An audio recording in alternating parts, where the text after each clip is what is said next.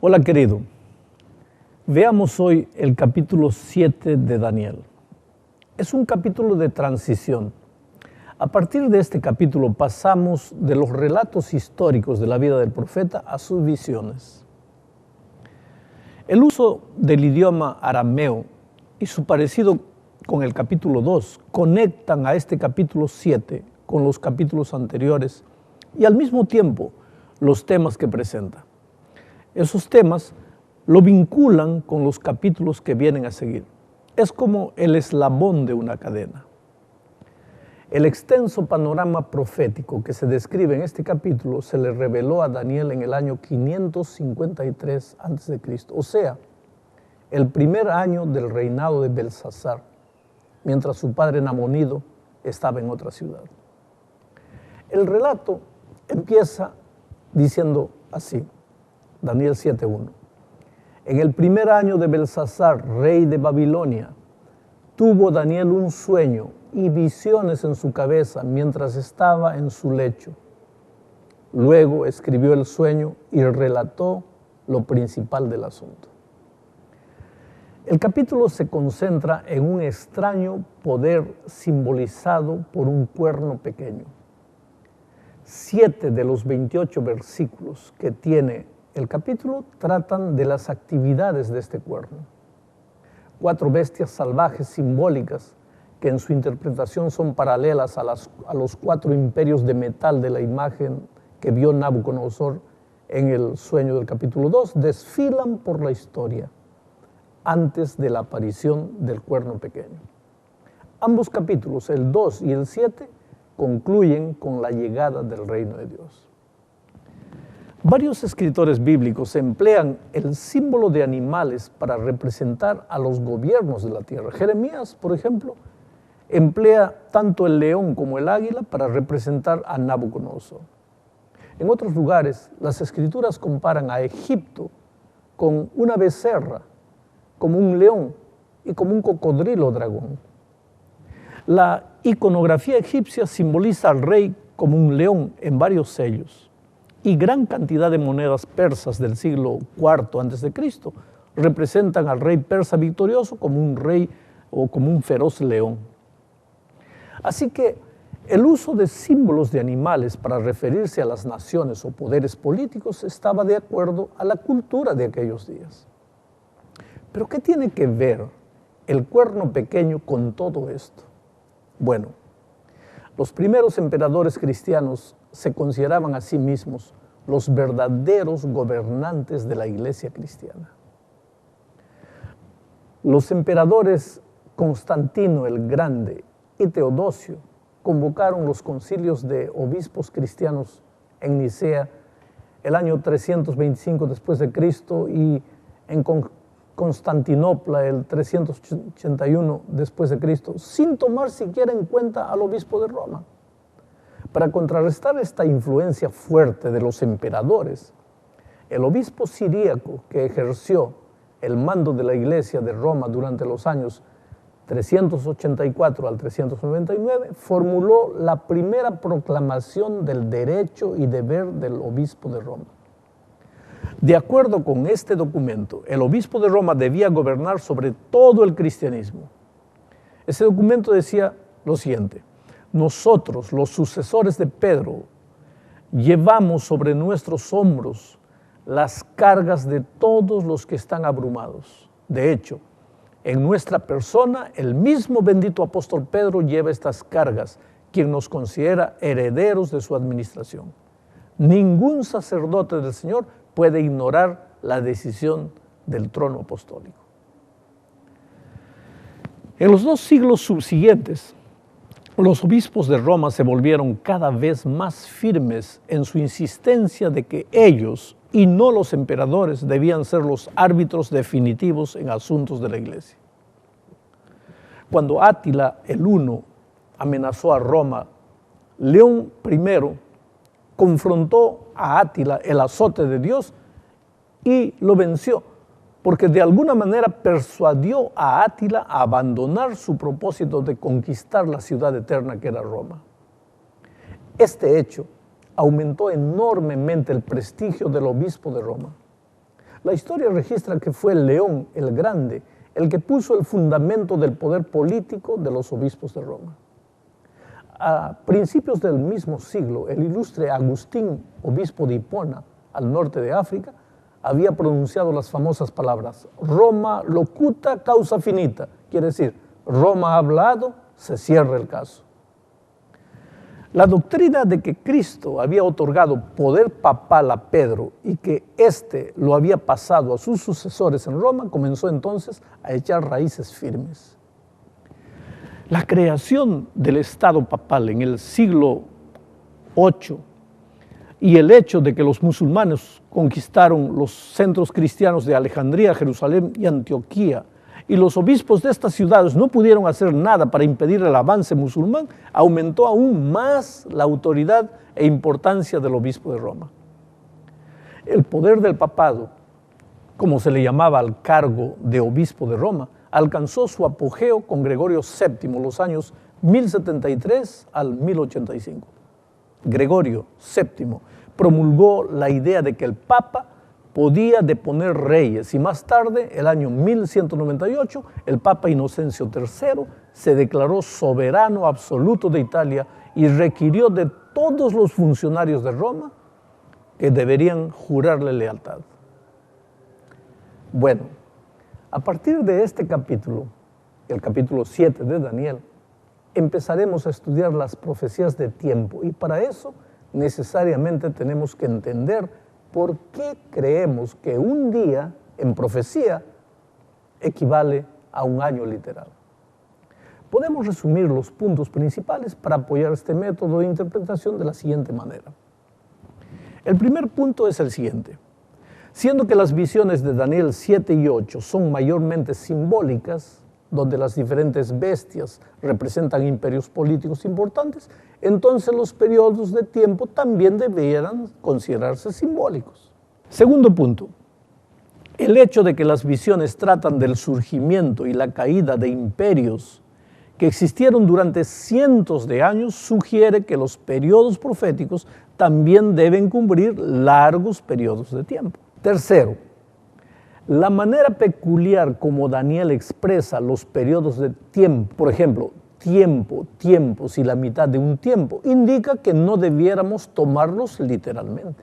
Cuarto, en Daniel 7, el gobierno simbolizado por el cuerno pequeño sigue a las 4 bestias, o viene después de las 4 bestias, que juntas representan un reinado de por lo menos un periodo de 1000 años. El cuerno es el tema central de la visión y se encuentra en abierta oposición a Dios. Decir que la lucha entre el cuerno pequeño y el Altísimo dura apenas 3 años y medio literales no combinaría con la extensión de la historia de la salvación, representada en la visión entera. Quinto, la única medida de tiempo que no se utiliza en las profecías de Daniel y Apocalipsis es el año. Se menciona días, se menciona semanas, meses, pero no año. ¿Por qué?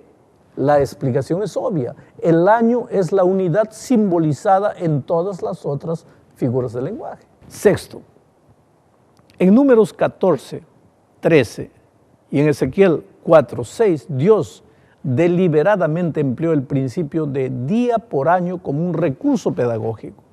Día por año te lo he dado, le dijo Dios a Ezequiel. Por tanto, tenemos aquí por lo menos 6 motivos fuertes para creer que en profecía un día simbólico representa a un año literal. Vayamos ahora a la interpretación de esta profecía. Los símbolos de esta visión son conocidos por todo estudiante de la Biblia. Los vientos representan guerras y conquistas. ¿Qué pruebas bíblicas tenemos? Hay varios textos, por ejemplo, Jeremías 49, 36 y 37. Zacarías 7:14, Apocalipsis 7:1. Voy a leer solo el primer texto. Dice así: y traeré sobre Elán los 4 vientos de los 4 puntos del cielo, y los aventaré a todos estos vientos, ni habrá gente a donde no vengan extranjeros de Elán, y haré que Elán se intimide delante de sus enemigos y delante de los que buscan su vida, y traeré sobre ellos mal y el ardor de mi ira, dice Jehová, y enviaré en pos de ellos espada hasta que los acabe. Quiere decir, el texto es claro, vientos significan guerras. ¿Y el mar o las aguas? ¿Qué significan? Generalmente se refieren a pueblos y naciones. Algunos textos para probar esto: Isaías 17, 2 y 13, Jeremías 46, 6 al 8, Apocalipsis 17, 15. Todos estos textos pueden probar que aguas o mar simbolizan naciones, gentes. Voy a leer solo Apocalipsis. Dice así: me dijo también, las aguas que has visto, donde la ramera se sienta, son pueblos, muchedumbres, naciones y lenguas. Pero ahora volvamos a la profecía de Daniel. Daniel 7, 17. Según este texto, Daniel 7, 17, las 4 bestias representan 4 reyes o reinos que se levantarán en la tierra. ¿Quiénes son estos reinos? Veamos. El primero es Babilonia. El león alado era un símbolo apropiado de Babilonia. Había leones esculpidos en los muros de la gran calzada procesional hacia la puerta de Ishtar, al igual que en la puerta misma de la ciudad. También podía verse en la pared exterior del salón del trono leones por todos los lados. En la visión, Daniel vio que las alas del león fueron cortadas. Daniel 7:4 dice: la primera era como león y tenía alas de águila. Yo estaba mirando hasta que sus alas fueron arrancadas y fue levantada del suelo y se puso enhiesta sobre los pies a manera de hombre y le fue dado corazón de hombre. Esto significa que después que Nabucodonosor hubo completado su extenso plan de conquistas y reconstrucción, sus sucesores se dedicaron, siguiendo la tendencia típica del corazón humano, a disfrutar de las riquezas y el lujo que habían heredado. El segundo imperio fue Medo-Persia. El oso inclinado hacia un lado con 3 costillas en las fauces representa el imperio Medo-Persa y su conquista de Lidia, Babilonia y Egipto bajo el liderazgo de Ciro y Cambiasis. Bajo Darío y Artajerjes, el imperio persa intentó conquistar Grecia, pero los griegos los vencieron en la batalla de Maratón. Y nuevamente en Salamina el año 480 y en Platea el año 479. Entonces vino Grecia. Grecia está representada por el leopardo. El leopardo tiene la reputación de ser rápido y ágil. Las 4 alas son un símbolo apropiado para la velocidad característica del joven Alejandro, quien salió el año 334 a.C. con 35,000 hombres y en solo 10 años estableció el imperio más grande de la historia del cercano oriente hasta aquel momento. El leopardo, según relata Daniel, tenía 4 cabezas, que en las escrituras representan gobernantes o gobiernos. Daniel predijo aquí que el imperio griego se fragmentaría en 4 reinos. Y la historia nos dice que cuando Alejandro murió, sus generales comenzaron a pelear entre sí. De este conflicto entonces surgieron el año 301 a.C. 4 reinos. Seleuco tomó Asia, desde Frigia hasta la India. Lisímaco tomó la parte occidental de Asia Menor y Tracia. Ptolomeo se convirtió en el rey de Egipto y Casandro se colocó a sí mismo sobre el trono de Grecia y Macedonia. Llegamos ahora al 4º reino, Roma. Roma fue diferente de todos los demás. ¿Por qué? Porque los primeros reinos fueron monarquías, mientras que Roma comenzó con un gobierno no monárquico. Fundada el año 753 a.C., la ciudad de Roma desde sus comienzos se convirtió en república. Se convirtió en el poder gobernante cuando el año 168 a.C., en la batalla de Pydna, el general romano Emilio Paulo logró una victoria completa sobre Perseo de Macedonia. Esta 4ª bestia, que simbolizaba a Roma, tenía 10 cuernos. Daniel 7 lo presenta así: después de esto miraba yo en las visiones de la noche, y he aquí la 4ª bestia, espantosa y terrible, en gran manera fuerte, la cual tenía unos dientes grandes de hierro, devoraba y desmenuzaba, y las obras hollaba con sus pies, y era muy diferente de todas las bestias que vi antes de ella, y tenía 10 cuernos. En Daniel 2, la imagen tenía 10 dedos. Estos cuernos o dedos representan las 10 naciones que surgieron del Imperio Romano. Aunque muchos intérpretes han interpretado o han intentado identificar exactamente 10 pueblos y reinos que descendieron de estos grupos, es mejor tomar el número 10 como una expresión de conjunto, que indica que se trata de una multiplicidad de países en contraste con el Imperio Romano. Vamos a detenernos ahora un poco en el cuerno pequeño. Daniel 7:8 lo describe así. Mientras yo contemplaba los cuernos, he aquí que otro cuerno pequeño salía de entre ellos, y delante de él fueron arrancados 3 cuernos de los primeros. Y he aquí que este cuerno tenía ojos como de hombre y una boca que hablaba grandes cosas. Oh querido, hasta aquí hemos visto que la cuarta bestia es Roma, y que los 10 cuernos simbolizan la división del Imperio Romano en muchas naciones distintas. Pero ¿cuál de estas se transforma en el cuerno pequeño? La historia de la Iglesia indica que hay un solo poder en la historia que combina con la descripción del cuerno pequeño, y ese poder es la Iglesia Católica Romana. Mira lo que dice este autor. De las ruinas de la Roma política se levantó el gran imperio religioso en la forma gigantesca de la Iglesia romana. El historiador alemán Adolf von Harnack explica que la Iglesia romana de esta manera sagazmente se colocó en lugar del Imperio romano, del cual es la continuación real. El imperio no ha muerto, sino que ha sufrido una transformación. La Iglesia romana es el imperio viejo romano consagrado por el Evangelio. Los 3 cuernos que fueron arrancados fueron los pueblos arianos de los érulos, los vándalos y los ostrogodos. Daniel 7:8 indica que estos poderes serían arrancados para que el papado pudiese desarrollarse y afianzarse. El texto dice así: mientras yo contemplaba los cuernos, he aquí que otro cuerno pequeño salía entre ellos, y delante de él fueron arrancados 3 cuernos de los primeros, y he aquí que este cuerno tenía ojos como de hombre y una boca que hablaba grandes cosas. Los ostrogodos vencieron a los érulos en Italia en el año 493. A su vez, estos sucumbieron ante los ejércitos de Justiniano, el emperador de Constantinopla, el año 538.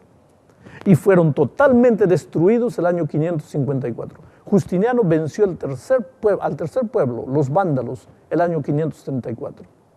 Ahora mira lo que dice un autor. Fue así como las 3 naciones arianas que se negaron a renunciar a sus creencias heréticas fueron arrancadas o vencidas, y los otros pueblos arianos se tornaron ortodoxos, lo que dejó al obispo de Roma como el gobernador indisputable de las naciones y el corredor de los herejes. En la visión de Daniel, este cuerno pequeño habla grandes cosas. Podemos comparar las grandes cosas que dice el cuerno pequeño con algunas de las declaraciones de los papas en los concilios de la Iglesia Católica Romana. En 1894, por ejemplo, el Papa León XIII aseguró en su encíclica llamada La Reunión del Cristianismo que nosotros los papas ocupamos sobre esta tierra el lugar del Dios Todopoderoso. Vayamos ahora a la interpretación de la visión. De acuerdo con el versículo 15, un personaje celestial interpreta la visión y le dice a Daniel que los santos caerán en las manos del cuerno pequeño durante 3 tiempos y medio, y que el cuerno pequeño intentará cambiar los tiempos y la ley. El versículo 25 dice así: y hablará palabras contra el Altísimo, y a los santos del Altísimo quebrantará, y pensará en cambiar los tiempos y la ley, y serán entregados en su mano hasta tiempo y tiempos y el medio de un tiempo. La persecución de los cristianos fieles de parte de los dirigentes eclesiásticos a través de la Edad Media es bien conocida en la historia. Decenas de miles de cristianos inocentes murieron por causa de la Inquisición. En el día de San Bartolomé, el año 1572, miles de hugonotes murieron en Francia. Esto hizo que el Papa Gregorio XIII diera solemnes gracias al cielo. Bueno, aunque nadie puede en verdad cambiar los tiempos y la ley de Dios, ocurrió un cambio en el día semanal de adoración. En el transcurso de los primeros 4 siglos de la historia de la Iglesia, para diferenciarse del judaísmo, los cristianos sustituyeron la observancia característica de la religión judía, tales como la Pascua y el sábado, con el domingo de la resurrección y el domingo semanal. El concilio de la Odisea, primer concilio de la Iglesia que apoyó la observancia del domingo, dijo en el canon 29 que los cristianos no han de judaizar y descansar en sábado, sino que trabajarán en dicho día, pero honrarán especialmente el día del Señor. Y ahí él se estaba refiriéndose al domingo. Y por ser cristianos, decía él, no deberán, si es posible, trabajar en este día. Si no obstante lo encuentran judaizando, serán separados de Cristo. Oh querido, desde entonces surgieron muchas otras leyes dominicales. Daniel 12:7 nuevamente menciona el periodo de 3 tiempos y medio o 3 años y medio proféticos durante el cual la iglesia cristiana obediente sería perseguida. El libro de Apocalipsis también se refiere a esto de varias maneras.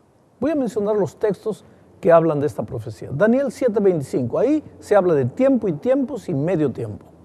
En Daniel 12:7 se habla de tiempo y tiempos y la mitad de un tiempo. Apocalipsis 11:2 se habla de 42 meses. En Apocalipsis 11:3, 1260 días. Apocalipsis 12:6, 1260 días. Apocalipsis 12:14, un tiempo y tiempos y la mitad de un tiempo. Apocalipsis 13:5, 42 meses. Una comparación de estos textos muestra que un año profético tiene 360 días. O sea, 3 años y medio equivalen a 1260 días proféticos, que es lo mismo que 42 meses proféticos. Todos estos textos se refieren a la misma profecía, o sea, a los 1260 años literales que el papado ejerció su poder en la historia, específicamente al periodo del año 538 hasta el año 1798. El año 538, el emperador Justiniano, que residía en Constantinopla, reconoció al obispo de Roma como la cabeza de todas las iglesias de Oriente y Occidente.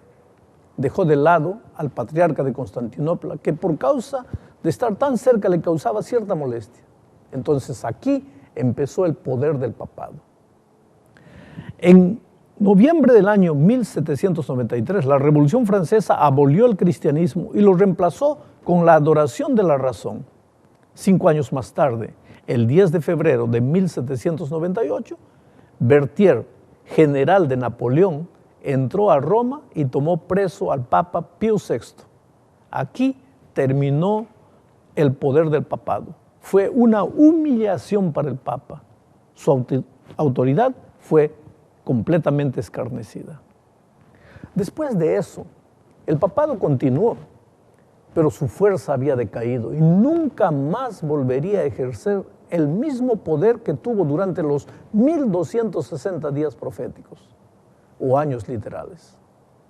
El poder secular y político que el papado había ejercido formalmente durante más de 1000 años llegó a su fin y el Papa voluntariamente se tornó en el prisionero del Vaticano, hasta que recobró su poder temporal al celebrar un concordato con Mussolini el año 1929. Aunque algunos se sienten confundidos por causa de la visión de las 4 bestias y el cuerno pequeño, este panorama bíblico encierra algunas lecciones vitales para el pueblo de Dios que viene o que vive en el tiempo del fin. Lo primero que debemos saber es que la profecía es el fundamento de nuestra fe. El apóstol Pedro escribió: tenemos también la palabra profética más segura, a la cual hacéis bien en estar atentos, como a una antorcha que alumbra en lugar oscuro, hasta que el día esclarezca y el lucero de la mañana salga en vuestros corazones. El cumplimiento de las profecías mesiánicas en la vida de Cristo proveyó un fundamento seguro para la fe cristiana. De modo similar, el cumplimiento de las profecías de Daniel 7 en la historia del mundo, desde Nabucodonosor, confirma la veracidad de la palabra de Dios. Por lo tanto, no nos atrevamos a ignorarlo. El espíritu de profecía amonesta a cada ministro a presentar la segura palabra profética como fundamento de la fe de los adventistas del séptimo día. La segunda lección que tenemos que aprender: la importancia de la palabra profética. El hecho de que Daniel 7 repite la profecía de los 4 imperios mundiales y la victoria final del reino de Dios, que aparece en Daniel 2, pero con símbolos diferentes, indica que Dios vio su mensaje como algo sumamente importante para su pueblo. Somos un movimiento profético. Y según el espíritu de profecía, se ha de educar a la gente para que lea la segura palabra profética a la luz de los oráculos divinos. El pueblo necesita saber que se están cumpliendo las señales de los tiempos.